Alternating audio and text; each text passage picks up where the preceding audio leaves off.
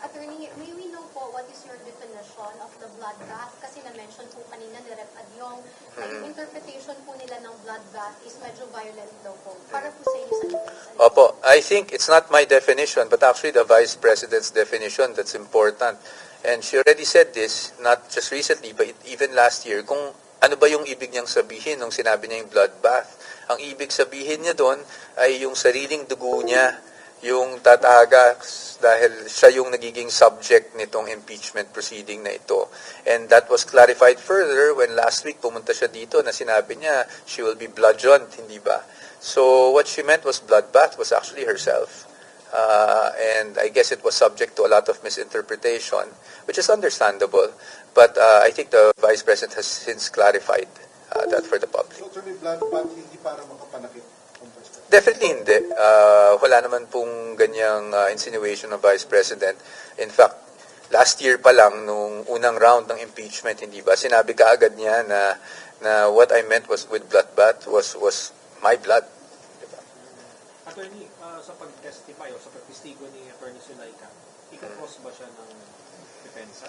Kung kinakailangan, depende, and I don't want to be vague about this, no, kasi parati ko nilang sinasabi kung kinakailangan. Pero what that means is, syempre, titingnan muna namin sa naging presentasyon ng prosecution if there are things that we would need to bring out, points that we need to clarify, to be clarified with and bring out, then we will conduct cross-examination. But it's not also unusual na there are times, instances, kung sa tingin namin wala namang masyadong napatunayan or nothing harmful was done in the direct examination, that sometimes the other party would just waive cross. No? So, abangan natin tomorrow kasi kahit kami, hindi pa namin alam kung magka-cross o hindi, but definitely, titingnan muna natin kung ano yung magiging presentation sa kanya. Attorney ngayon, anong category niya as witness? Siya ba yung hostile witness, regular witness? Oo. Ano ba yun? Sa ngayon, definitely regular witness pa lang siya. Yung hostile witness po, under our rules, no, hindi po kasi automatic yan na porket,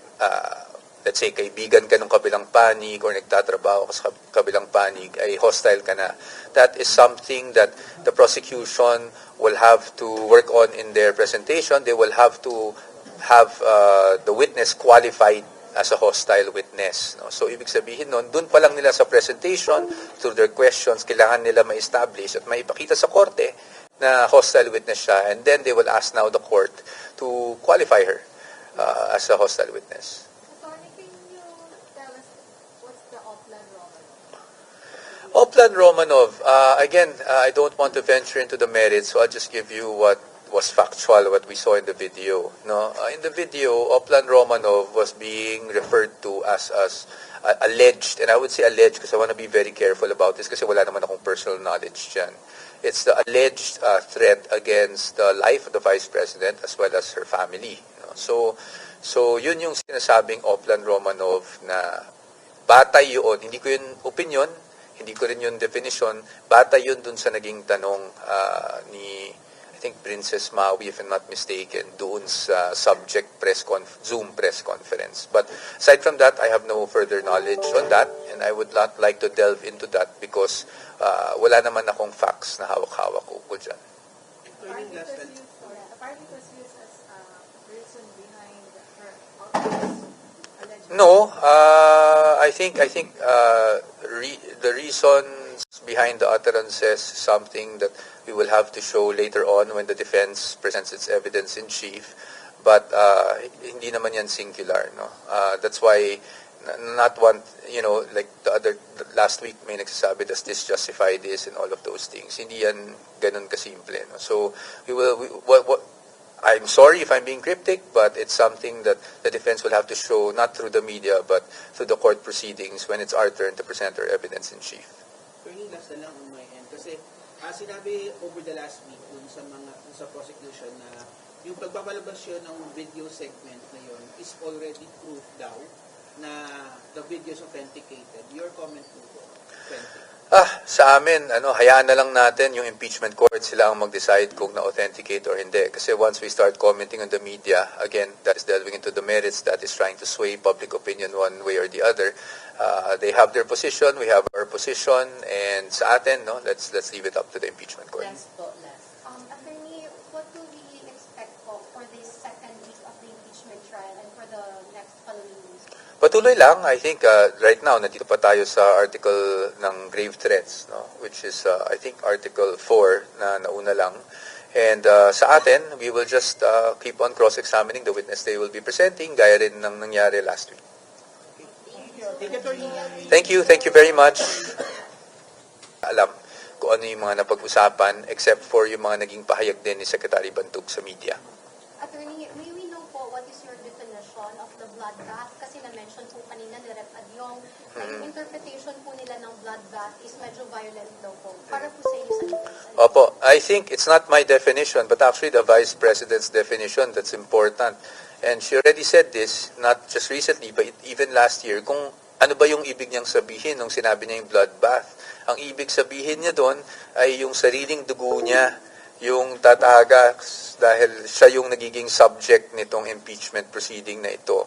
And that was clarified further when last week pumunta siya dito na sinabi niya she will be bludgeoned, hindi ba? So what she meant was bloodbath was actually herself. And I guess it was subject to a lot of misinterpretation, which is understandable. But I think the Vice President has since clarified that for the public. So, attorney, bloodbath hindi para makapanakit. Definitely hindi. Wala naman pong ganyang insinuation ng Vice President. In fact, last year pa lang, nung unang round ng impeachment, hindi ba, sinabi kaagad niya na what I meant was with bloodbath was my blood.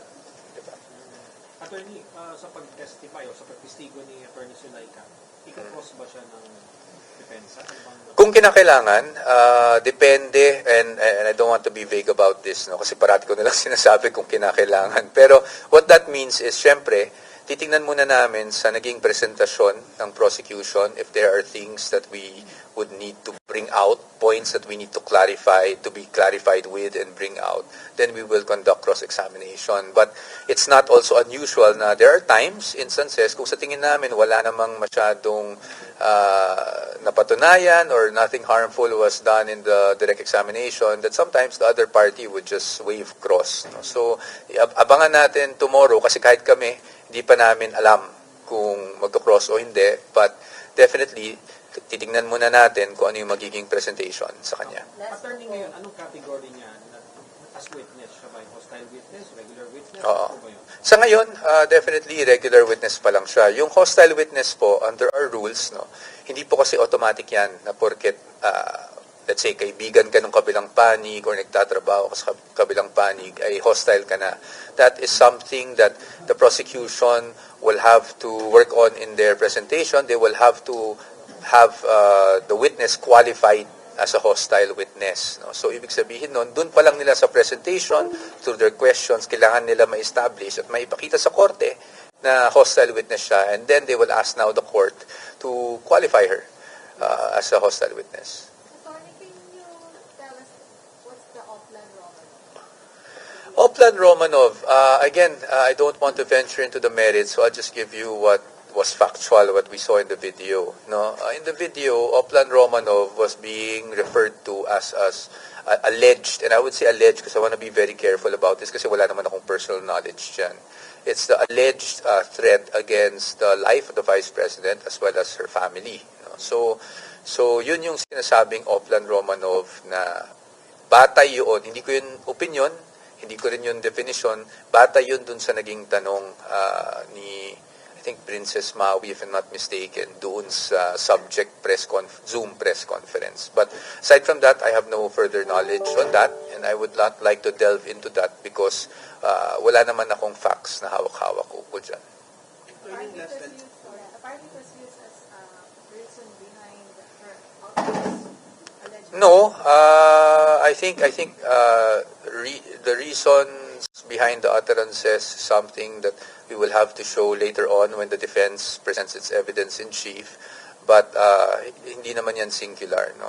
That's why not one, like last week may nagsasabi, does this justify this and all of those things. Hindi yan ganun kasimple, no. So I'm sorry if I'm being cryptic, but it's something that the defense will have to show not through the media but through the court proceedings when it's our turn to present our evidence in chief. Attorney, last na lang on my end. Kasi sinabi over the last week dun sa prosecution na yung pagpapalabas yun ng video segment na yun is already proof daw na the video is authenticated. Your comment po, Quentin? Sa amin, hayaan na lang natin yung impeachment court, sila ang mag-decide kung na-authenticate or hindi. Kasi once we start commenting on the media, again, that is delving into the merits, that is trying to sway public opinion one way or the other. They have their position, we have our position, and sa atin, let's leave it up to the impeachment court. Attorney, what do we expect po for this second week of the impeachment trial and for the next following weeks? Patuloy lang. I think right now, nandito pa tayo sa article ng grave threats, which is, I think, Article 4 na nauna lang. And sa atin, we will just keep on cross-examining the witness they will be presenting, gaya rin ng nangyari last week. Thank you, Attorney. Thank you very much.